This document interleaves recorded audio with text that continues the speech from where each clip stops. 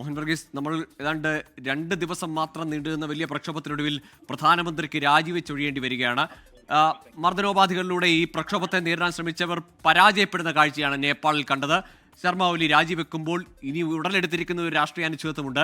ഈ പ്രക്ഷോഭങ്ങളുടെ മുൻനിരയിൽ അല്ലെങ്കിൽ ഒരു നേതാവോ നേതൃത്വമോ ഇല്ലാത്ത പ്രക്ഷോഭം തന്നെയായിരുന്നു ഈ അരങ്ങേറിയത്. യുവാക്കൾ ഒന്നാകെ, വിദ്യാർത്ഥികൾ സ്കൂൾ യൂണിഫോമിൽ, കോളേജ് യൂണിഫോമിലൊക്കെ തെരുവിലേക്ക് ഇറങ്ങിയ കാഴ്ചയാണ് നേപ്പാളിൽ കഴിഞ്ഞ 2 ദിവസം. ഏതാണ്ട് 48 മണിക്കൂർ പോലും തികയുന്നില്ല. അതിനു മുൻപേ രാജിവെച്ചൊഴിയേണ്ടി വരികയാണ്. ഇനി എന്താവും നേപ്പാളിന്റെ രാഷ്ട്രീയ ഭാവി? നേപ്പാൾ രാഷ്ട്രീയം പൂർണ്ണമായി കുഴഞ്ഞു മറിയുന്ന ഒരു അന്തരീക്ഷത്തിലാണ് നിൽക്കുന്നത്. പ്രധാനമന്ത്രി രാജിവെച്ച് കഴിയുന്നു. കഴിഞ്ഞ ദിവസം ആഭ്യന്തരമന്ത്രി രാജിവെക്കുന്നു. വിദ്യാർത്ഥി പ്രക്ഷോഭത്തിന് എത്തിച്ചേരാവുന്ന ഏത് ലിമിറ്റാണോ ആ ലിമിറ്റ് എല്ലാം കഴിഞ്ഞ് നേപ്പാൾ മുന്നോട്ട് പോവുകയാണ്. യഥാർത്ഥത്തിൽ ഈ ജെൻ സി റവല്യൂഷൻ എന്ന രീതിയിലാണല്ലോ ഇതറിയുന്നത്. ഈ ഒരു ജാസ്മിൻ റവല്യൂഷന് ശേഷം നോർത്ത് ആഫ്രിക്കയെയും അറബി ലോകത്തെയും എല്ലാം പിടിച്ചുലച്ച അറബി വസന്തത്തിന് ശേഷം വരുന്ന മേജർ ടേൺ ഓഫ് ഇവന്റ് ആയി വേണമെങ്കിൽ നേപ്പാളിലെ പ്രക്ഷോഭത്തെ കാണാവുന്നതാണ്. യഥാർത്ഥത്തിൽ അറബി വസന്തം വലിയ രീതിയിലാണ് ഗവൺമെന്റുകളെ കടപുഴക്കി എറിഞ്ഞത്. പക്ഷെ നേപ്പാളിൽ ഉണ്ടായത് ഒരു ലീഡർ ലെസ് റവല്യൂഷനാണ്. നേതൃത്വമില്ലാത്ത സോഷ്യൽ മീഡിയയിലൂടെ കടന്നു വരുന്ന ചെറിയ യുവജനങ്ങൾ, അതാണല്ലോ ജനറേഷൻ നെക്സ്റ്റ് അല്ലെങ്കിൽ ജെൻ സി.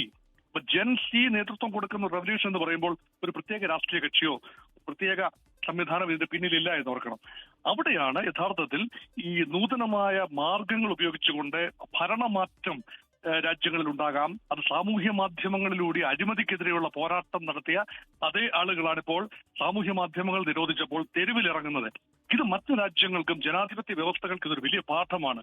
ഒരു ആവിഷ്കാര സ്വാതന്ത്ര്യത്തെ നിയന്ത്രിക്കാൻ ശ്രമിച്ചാൽ ജനം തെരുവിലിറങ്ങും. പ്രത്യേകിച്ച് യുവശക്തിയുടെ വലിയൊരു ആഘോഷമായി ഇതിനെ കാണുന്ന ആളുകളുണ്ട്.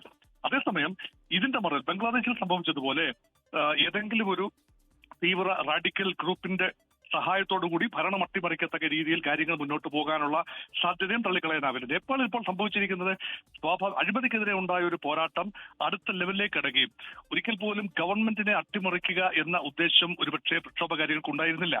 എന്നാൽ ഗവൺമെന്റ് അട്ടിമറിക്കപ്പെട്ടു എന്ന് പറയുമ്പോൾ യഥാർത്ഥത്തിൽ ഇനി വരാനിരിക്കുന്ന shape of things to come എന്ന് പറയുന്നത് ഇത് തന്നെയാണ്. അത് ഭാരതത്തെ സംബന്ധിച്ചിടത്തോളം വളരെ റെലവെന്റ് ആണ്. രാംലീല മൈതാനത്ത് റാളേഗവൺ സിദ്ധിയിൽ നിന്ന് കടന്നു വന്ന അണ്ണാ ഹസാരെ കൊടുത്തുവിട്ട ഒരു വലിയ പ്രക്ഷോഭം, ആ പ്രക്ഷോഭം സ്നോബോൾ ചെയ്തുകൊണ്ടാണ് മൻമോഹൻ സിംഗിന്റെ 10 വർഷത്തെ ഗവൺമെന്റ് പതിച്ചതും ആം ആദ്മി പാർട്ടി അതിന്റെ ഒരു ഓഫ്ഷൂട്ടായി ഉയർന്നു വന്നതും ഒക്കെ തന്നെ സമീപ ഭൂതകാലത്ത് നമ്മുടെ ഓർമ്മയിൽ.